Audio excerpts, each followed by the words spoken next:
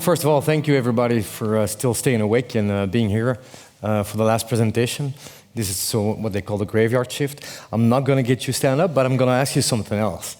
So, except for the the nice video of the car in the light snow during the bright day, how many people here have seen pictures or videos of autonomous cars in bad weather conditions at night? Raise your hands. 1, 2, 3, 4, 5. Okay, that's not too bad. How about, no, keep your hands up. How about, how many of you have seen these at environment relevant speeds? That means 50 kilometers an hour in the regular roads, 120 kilometers on the highway. Okay, that's a lot less. Okay, exactly. That's exactly what we're trying to solve with Autonomous Night. My name is Geoffrey Ejzenberg. I'm the Chief Knight of Autonomous Night, and we're based in the other mine site here in Genk. My tech knight, Noel, is in the back. He's the bald guy, the good-looking one. He'll be answering your questions along. All right. So, I'm not sure if everybody's seen this. Big announcement, June last year, Mercedes, yeah, we can go level 3 autonomy. And we were like, wow, that's kind of cool. But though Honda did it a year before them. Anyway, when you read the fine print, it says only on the highway, only at less than 60 kilometers an hour, and only in ideal weather conditions. So when are these three met? Well, that's when you have a lane assist and that sort of stuff, which we already have in our cars. So when we take it a step back, what are we really trying to do with autonomy? It is, we're trying to mimic human behavior. And if possible, and Olivier already touched upon it, let's try to make it even better so we can be confident in the autonomy that our vehicles deliver. So that starts with seeing objects, identifying objects. I mean, no matter how much AI you're going to throw at a blind person, he will still not see. I mean, that makes common sense. So you first need to see and identify objects, and then from there, understand and process these, and then you will start acting. Okay, I need to brake, I need to do something, or the machine will brake or do something, and then back again. And that circle goes on and on and on. When I talk about identifying, this is a really important term, and I don't think that everybody understands this. Identifying reminds me of this project. Does anybody know this vessel? It was the IBM Mayflower autonomous ship that went from the UK to the United States. And this was a collaboration between a lot of companies, and they had installed a really amazing sensor kit on there, a LiDAR and radar and CMOS and some awesome processing. Anyway, all of a sudden, the engineers at night got a call.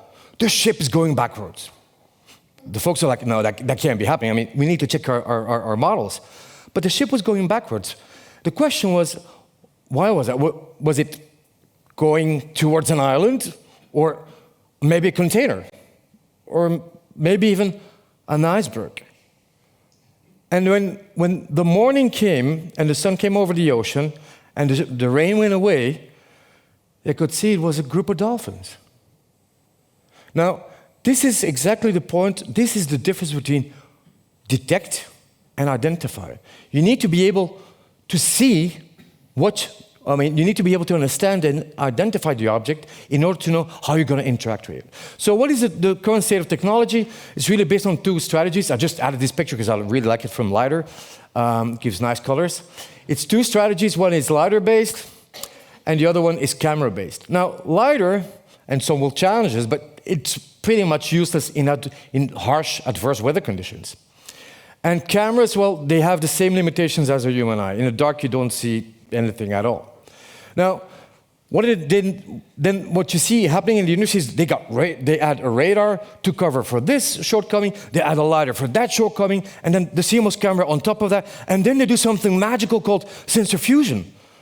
And then that means they're going to align all these images in time and space and align them for the horizon, but that requires a lot of time, a lot of processing power, and a lot of energy. All three things you don't want to spend or you don't want to waste in autonomous operations. Now, I don't agree with everything this guy says here, but he was right about one thing. He was right about that LiDAR is a crutch. And we believe the same. Now, if you look at LiDAR, and we looked at the specification from the most advanced one for us is the one from Luminar. The identification range is less than 18 meters for a person. That means that it needs to be closer than 18 meters to identify an object the size of a person. All right, but he says, you know what, we don't use LiDAR, we're going to use cameras. And then he says, okay, well, cameras are good, but again, they have a very long identification range, but they are not good in, let's say, darker situations or where there's fog and mist and so on. I'm sure you've all seen this happening. This is the result of what his decision was about. So Olivier also said something about the operational design domain. This is really important. We need to be able to use the vehicles in the design domain we want them. So if you look at autonomous driving, and this all has to do with this sensor fusion and the time that is required and the processing power. If you want to exceed 30 kilometers an hour, you can see in bad weather conditions how long the distance to stop is going to be. Again, also Olivier said it, I'm going to repeat it. The distance and the vehicle dynamics are going to determine how fast you can brake, obviously also with the road surfacing and the rolling resistance and the weather, etc. But that means that if you want to go at higher speeds, you're going to be able, we will need to be able to identify those objects at a further distance, any day, day and night, in any weather condition. All right. So what is our solution? We're developing a patented multispectral sensor, which is solely image-based, so a single signal type of sensor that outperforms the leading LiDARs by a factor 10 in all weather object identification day and night. That means that we can see 10 times further or 10 times more detailed at same distances. This is really the key enabling technology that is lacking today to move to a higher level of autonomy outside of the constraints of the current ODDs. Not only does this allow us to move to a higher level of autonomy, it's also very useful in specific industrial applications where fast decision processes are required. It's not pretty, it's just a design. We are a very early TRL phase, but what is the basic innovation here is you may have seen multispectral camera systems from the defense, and well, that's really where my team comes from. But we've changed this into a commercial model and a commercial application where we put the various detectors on a single optical axis, whereby we eliminate the pre-processing, as I said. It reduces the power required and the energy. And the most important one, most probably, it enables real-time, also high-speed applications. So where do we focus on? We don't do your car, my car, and so on. We really focus on commercial transportation, be it on land, water, or in the air. And those are really the four different applications that we are aiming at.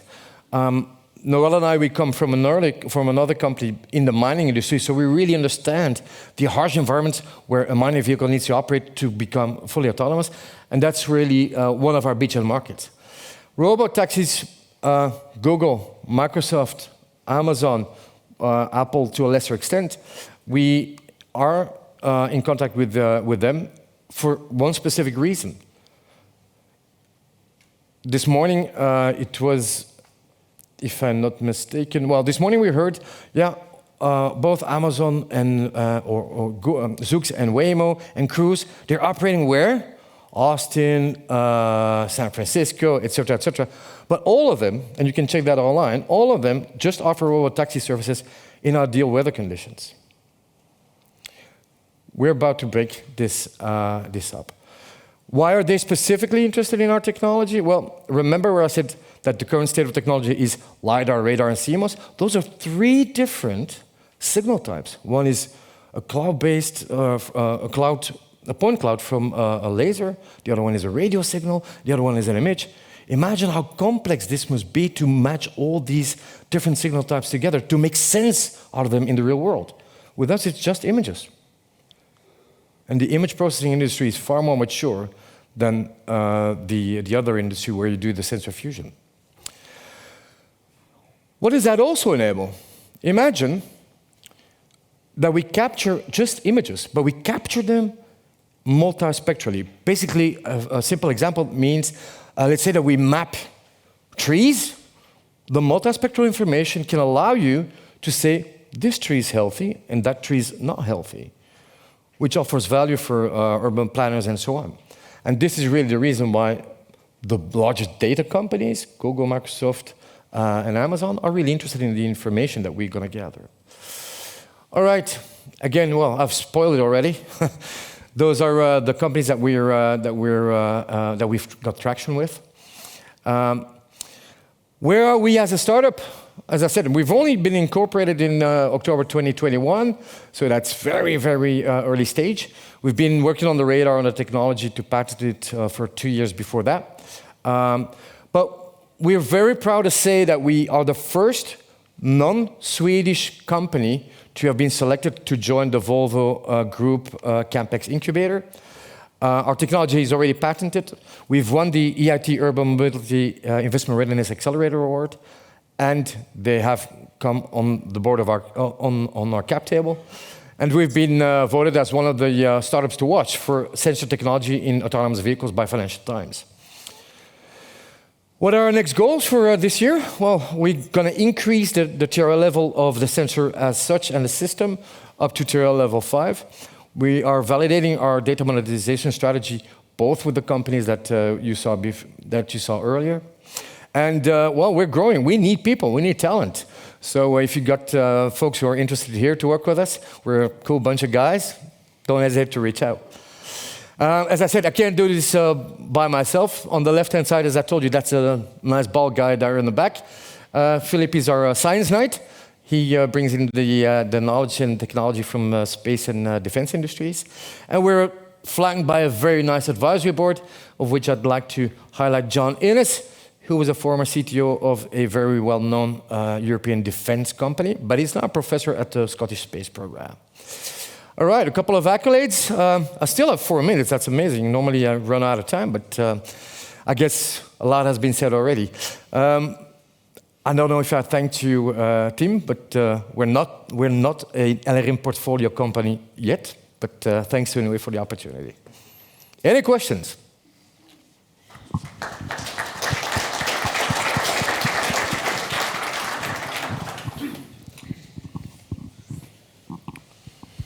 Hi, I'm Tim van den Bussen from Flanders Make. All right.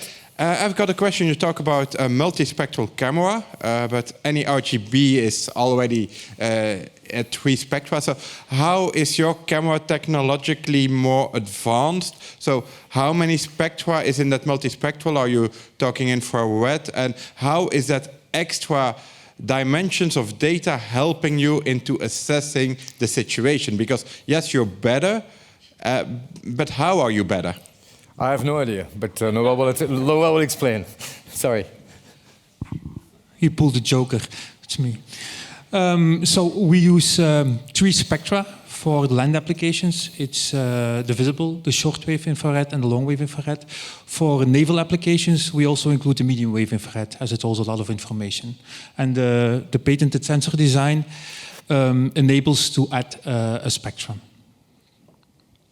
Does that answer your question? So you're looking at 3 frequencies, but just more wider in the spectrum? Yes, correct. Correct. Bands, yeah. Any other questions? Well done. Yes, all right. Thank you. To be honest, I just have to confess that I think I didn't understand one of your slides. If you could jump back to the one where you had the digressive graph on it. On the braking distance? Yes, because there have been numbers. It's a digressive graph, but it's logarithmic as well, with 12 to 125 and 30 to 95. So maybe you could deep dive a bit more on that one. Well, actually, this was a slide we pulled from Sensible 4, which is a Finnish company that is developing sensor systems as well. The point here is, and it's not applicable to every single vehicle or mode of transportation as such. That needs to be disclaimed, because it really takes into, or need to take into account the vehicle dynamics of stopping, braking distance, power, etc., etc.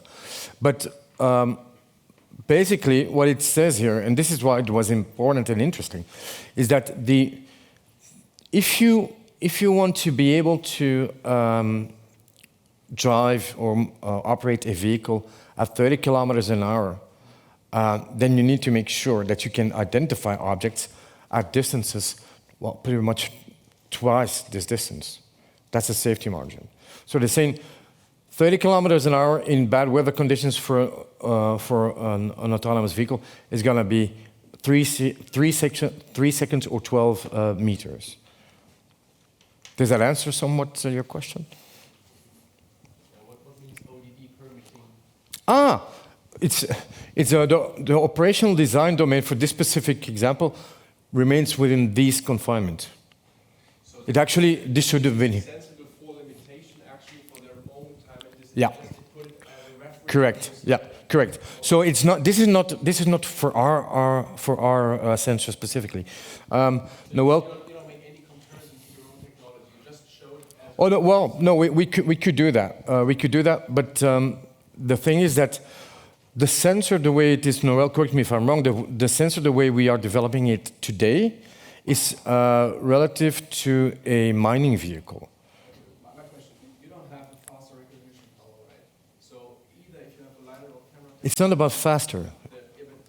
This is just a mechatronical thing here, telling you look so far, and that's what you have as a time and distance, so to say, to spend on it. This doesn't change with the camera technology. Well, it does change. Okay, of course. Okay, let's say that you need to, let's say that you need X amount of time to identify an object. Okay, so when you look at the sensor fusion systems, those three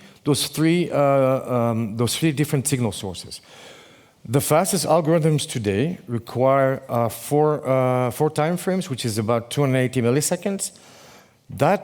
Those 280 milliseconds is what we already don't need because we do sensor fusion on a hardware level. That's one thing. The second thing is, imagine if, and I cannot stress this enough, imagine the complexity of identifying the object which is mission critical to your vehicle. It's more difficult to get that out of this classical LiDAR, radar, CMOS sensor fusion than it is with our multispectral single optical axis. So that also means that you're going to save time. It's all about speed compared to the speed and the time that you travel. And so again, in terms of messaging from that slide, you want to say that they have potentially with 200 milliseconds a specific recognition power, and you are with your camera system so much faster that A, the recognition, and B, the annotation, the object annotation is far better than those 200 milliseconds of sensor force. That's your message. Yeah, so the message of this, you're right, the graph doesn't change. It's more about, when he refers to the use case, when you have certain requirements of identifying objects at a certain distance. And those depends, as just was explained, it depends on the speed. The vehicle has a certain braking distance, so there is a safety margin, so you should be able to identify the objects, wherefore you have to brake at a farther distance, right? And so the graph doesn't change. The message that he wants to bring here is that you need to be able to identify the objects at a further distance at higher speeds. And the specific mining case, if I can, refers to the specific case whereof the birth of autonomous night was given, was that an autonomous mining vehicle should be able to identify a person, should be able to emergency stop at 50 meters. That's a mining vehicle has his checks when it can do the emergency stop. So the most critical asset in a mine to do an emergency stop for was a person. So we should be able to identify that person at 100 meter. Safety distance was ×2. And the most performant LiDARs or sensors that were off the shelf was a luminar LiDAR, and that was only able to identify that person at 18 meters. And that's why we incorporated autonomous night. Basically, that's the basic use case.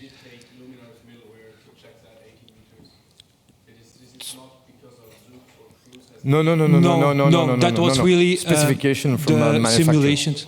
Yeah. Yes, yes, correct. And that was done on the spec sheet and the spatial resolution of the Luminar component. Just adding to what Olivier was saying, remember where he said about the angular resolution of the LiDAR? The further you will have to, the faster you will go, the further you will have to identify the objects. The thing is, from the distance point, from a mechatronic point of view, you're right. But actually, the powerful message could be to say we have a recognition power and an annotation speed, which is so much faster than on a LiDAR basis that you essentially Hold on, let me write that down. Sorry. That's why I'm wondering why you did put that. So I don't want to just make the whole discussion here, but it is. That's why I didn't get the message from the slide, because I thought that you want to highlight that your camera is just faster and better than LiDAR, but apparently this is just a reference to. Yeah. Correct. But I will write it down anyway. One final question, maybe, to conclude. Thank you very much. Sounds very interesting. However, I had a question. When you split your signal into the three parts you're capturing, the three spectra, isn't that going to weaken your signal and hence decrease your signal-to-noise ratio? That's one of the challenges of this design is the beam splitters. Okay. And the signal strength that is going through them. Yeah. Those are the most complex components. But that's a challenge that we have checked that we can establish that. As a matter of fact, very quickly, when I understand that, and of course you don't have to align the different sensor images anymore, but you still need to fuse the information from the three parts, right? Yeah. So that's the other part that Geoffrey said. The second innovation is that a typical multi-detector system is based on the same field of view, right? So you have, for example, an infrared detector and a CMOS detector, and you say, okay, this is our field of view. You overlay the images, and then typically a VGA is like VGA-like resolution, and a CMOS is 4K or HD. And then when you put the pictures on top of each other, you have a problem, right? Because when I look at an object in the distance, that's maybe 10 pixels on 10 on the CMOS, but only 1 pixels on the VGA. And then you have this kind of blurring, parallax kind of problems. And that's the second innovation of our sensor, is that it's not designed for the same field of view, but the same instantaneous field of view. So let me go back to the example that just was giving. If I want to be able to identify a kid's leg at 100 meters, then I know that 5 centimeters of that kid's leg at 100 meters determines my spatial resolution of my system. And that should be 1 pixel on my detector, but not only on my CMOS detector, but also on my VGA detector. So not only I save time because of the single optical axis, that I don't need the processing power to align the horizon and the borders of the images and stuff like that, but also when I put the pictures on top of each other, 1 pixel is 1 pixel and is the same object in reality. And that's the second innovation and the second time-consuming thing that we save. Is that clear?